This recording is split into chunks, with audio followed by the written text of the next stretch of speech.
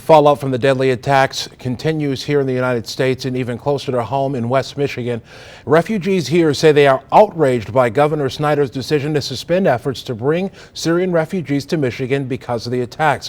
One of them is telling 24-Hour News 8's Heather Walker that closing the doors to refugees will only help ISIS. She's with us now in studio with that story. Heather.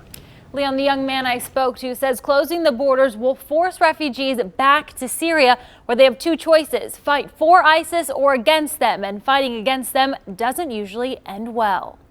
Like, ISIS would give you money if you fight with them. That's one of the reasons, like, you go back and, you want to protect your family, so you just be one of them. But if I am here around in the United States, I would just go working with a company and, make a better life for my family. That's what Kivon Mohammed is doing. He's 20 years old and has been running from Syria for 5 years. A few months ago, he was allowed to come to Grand Rapids, where he now works. I really feel welcome. Like, everybody is trying to help you, everybody likes you, everybody feels terrible about what you've been through. He was reminded of that hell back home on Friday while watching the soccer match.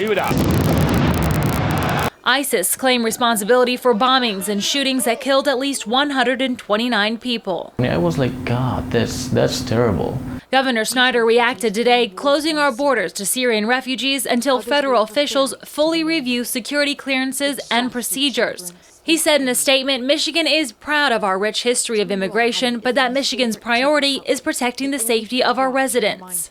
How do you feel about that? To be honest with you, I feel it's kind of stupid.